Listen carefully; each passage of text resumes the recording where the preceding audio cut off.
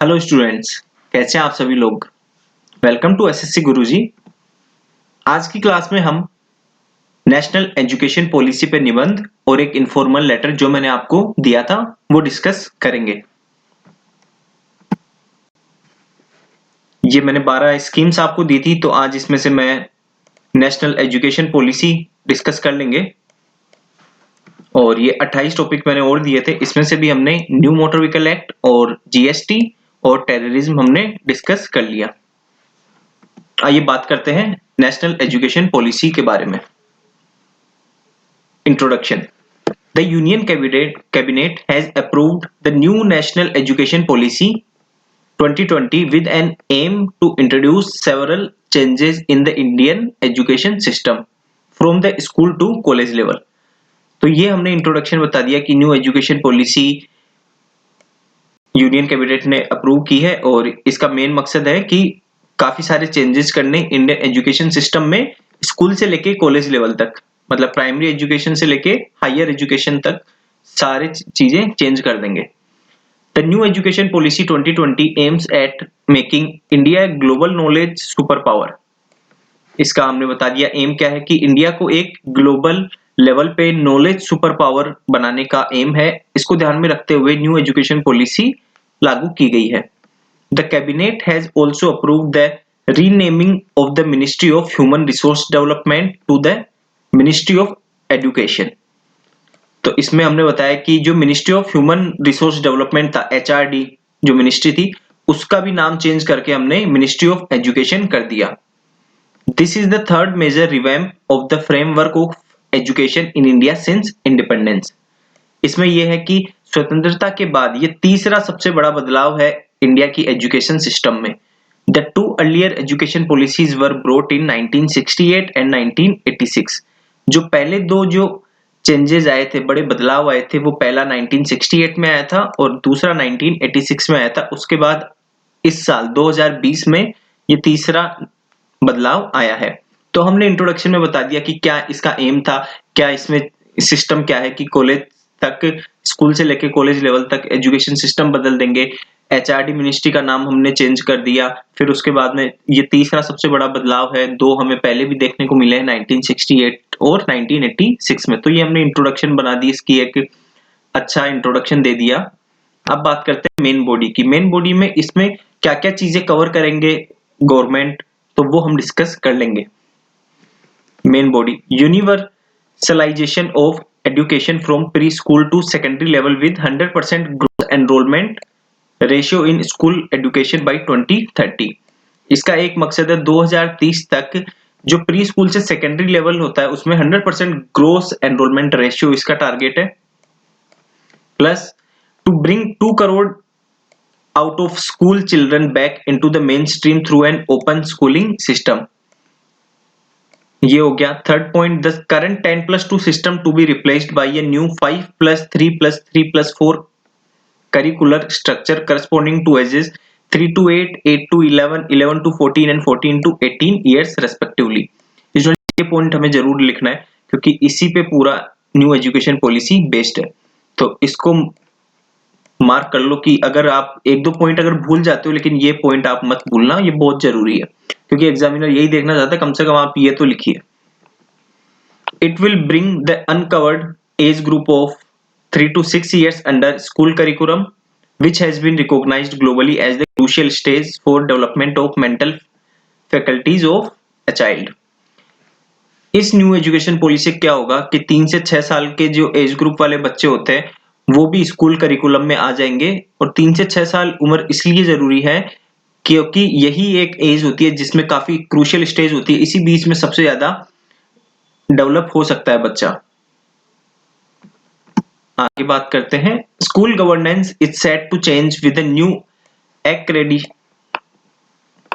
Framework and an independent authority to regulate both public and private school. इसमें यह आ गया कि स्कूल जो अथॉरिटी होंगी, एक स्कूल जो पब्लिक और प्राइवेट स्कूल्स होते हैं, मतलब जो गवर्नमेंट और प्राइवेट स्कूल दोनों को एक बॉडी रेगुलेट करेगी, एक अथॉरिटी होगी उनके ऊपर जो उन पे कंट्रोल करेगी। तो इसमें जो भी क्वालिटी ऑफ एजुकेशन है उस पर ध्यान दिया जाएगा। नेक्स्ट पॉइंट है vocational education to start from class 6 with internship. जो वोकेशनल एजुकेशन है वो क्लास 6 से ही स्टार्ट कर दी जाएगी और इंटर्नशिप के साथ शुरू की जाएगी, जिससे कि रियल टाइम एक्सपीरियंस हो जाएगा बच्चों को, काफी कम उम्र में ही रियल टाइम एक्सपीरियंस हो जाएगा। Teaching up to at least grade 5 to be in mother tongue regional language. तो ये एक बहुत अच्छा पॉइंट है कि क्लास 5 तक, कम से कम क्लास 5 तक मदर टंग में ही उन्हें पढ़ाया जाए, जो रीजनल लैंग्वेज है उनकी उसी में।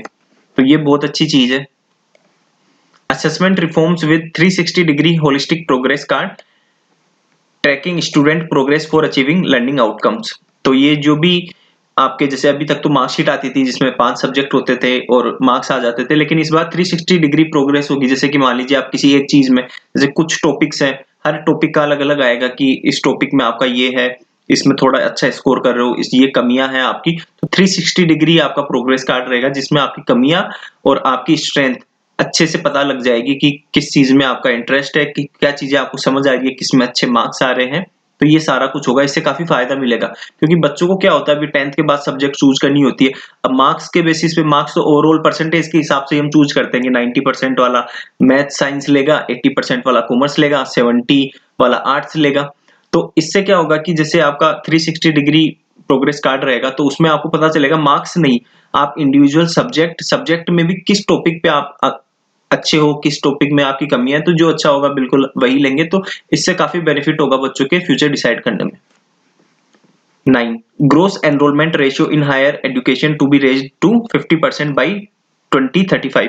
जो gross enrolment ratio higher education का, अभी मैंने आपको प्राइमरी और सेकेंडरी एजुकेशन का बताया था, हायर एजुकेशन का ग्रोस एनरोलमेंट रेशियो 50% तक बढ़ाना है 2035 तक। Also 3.5 crore seats to be added in higher education. जो हायर एजुकेशन है जैसे कि ग्रेजुएशन लेवल का, तो उसके अंदर 3.5 करोड़ सीट्स भी और बढ़ाई जानी है 2035 तक, वो बढ़ा देंगे, ये इसका एम है। Higher education commission of India HECI will be set up as a single umbrella body for the entire higher education excluding medical and legal education। जो higher education commission of India है ये setup किया जाएगा, केवल एक ही body रहेगी, यही सबको कंट्रोल करेगी। अभी जैसे कि यूजीसी देखते हो आप, यूजीसी हो गया, ACITE हो गया, ये बहुत सारी अलग अलग ऑर्गेनाइजेशन है जो कंट्रोल करती हैं अलग अलग यूनिवर्सिटीज को। तो अब क्या होगा, अब से केवल एक ही सिंगल बॉडी रहेगी, higher education commission of India, ये सेटअप की जाएगी जो इनको कंट्रोल करेगी। Public and private higher education institutions will be governed by the same set of norms for regulation, accreditation and academic standards. तो जो जितने भी प्राइवेट और पब्लिक हायर एजुकेशन इंस्टीट्यूशन है वो सारे भी इसी के जरिए कंट्रोल किए जाएंगे, उन पे भी सेम कानून लागू होंगे। कंक्लूजन की बात करते हैं। A new education policy aims to facilitate an inclusive, participatory and holistic approach which takes into consideration field experiences, empirical research, stakeholder feedback as well as lessons learned from best practices। तो इसका मतलब ये है कि जो नई education policy होगी तो उसके अंदर एक काफी अच्छी अप्रोच आएगी, इसके अंदर आपको प्रैक्टिकल नॉलेज भी मिल जाएगी और फील्ड एक्सपीरियंस भी हो जाएगा। तो इससे फ्यूचर में कहीं ना कहीं बच्चों के फ्यूचर में फायदा होगा, और इस अगर बच्चे सही निकलेंगे, यूथ सही निकलेगा, तो देश का, ऑब्वियसली कंट्री का जो फ्यूचर है वो भी ब्राइट होगा। It is a progressive shift towards a more scientific approach to education.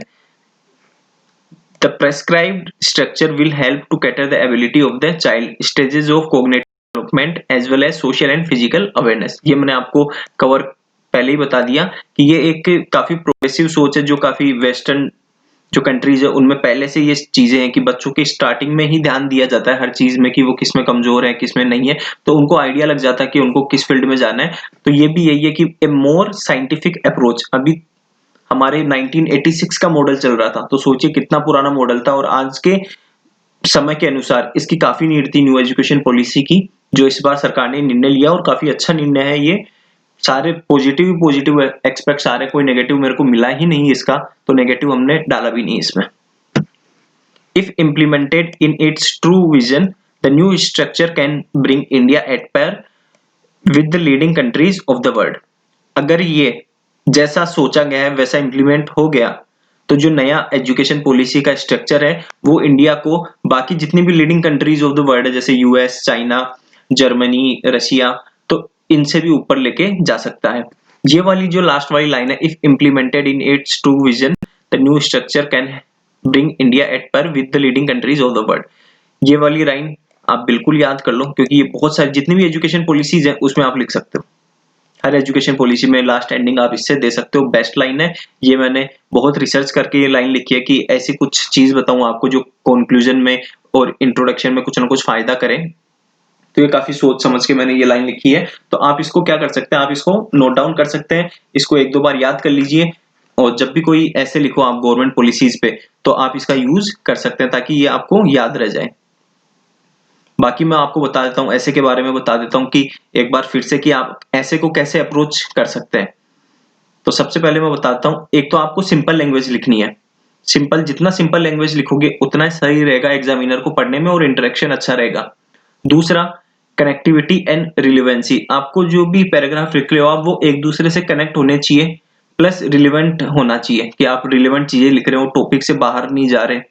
आपके एग्जाम्पल्स रिलेवेंट होने चाहिए जो एग्जाम्पल्स दे रहे हो। और कीप ऑप्टिमिज्म, मतलब आपको पॉजिटिव रह के ही सारी चीजें लिखनी है। जैसा कल मैंने भी आपको बताया था जीएसटी के बारे में, तो जीएसटी में भी कुछ काफी नुकसान भी थे उसके, लेकिन फिर भी हमने लास्ट में एक एंड जो था उसका पॉजिटिव नोट पे ही दिया था।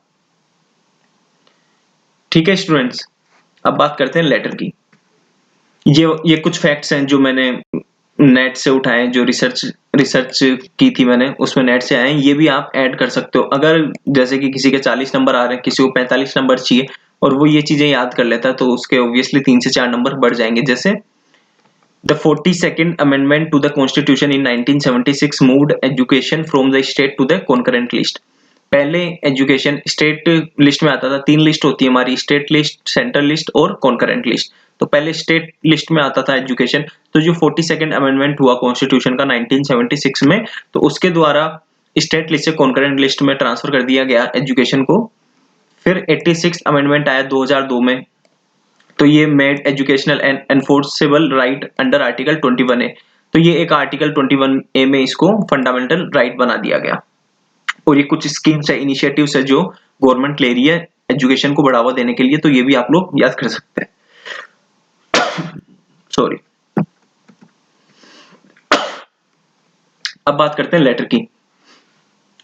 मैंने आपको लेटर दिया था कि आपको अपने छोटे भाई राहुल को एक लेटर लिखना है जिसमें आपको उसे बताना है कि वो किस तरह से लॉकडाउन का उपयोग कर सकता है अपनी प्रोग्रेस के लिए।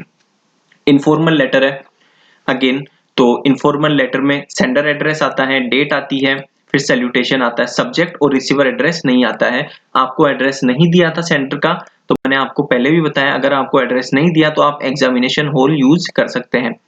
डेट भी आपको नहीं दी हुई थी, अगर आपको डेट नहीं दी हुई तो जिस दिन आपका एग्जाम हो रहा है उस दिन की आप डेट आप यूज कर सकते हैं। तो 14 फरवरी को आपका एग्जाम होगा, तो मैंने 14 फरवरी ही यूज की है। तो 14 फरवरी 2021 आपकी डेट आ गई। फिर रिसीवर एड्रेस नहीं आता इनफॉर्मल में, ना ही सब्जेक्ट आता है, फिर हमारा सैल्यूटेशन आ गया डियर राहुल। आपके छोटे भाई का नाम दिया हुआ था राहुल, तो हमने राहुल यूज कर लिया। अब बात करते हैं मेन बॉडी की।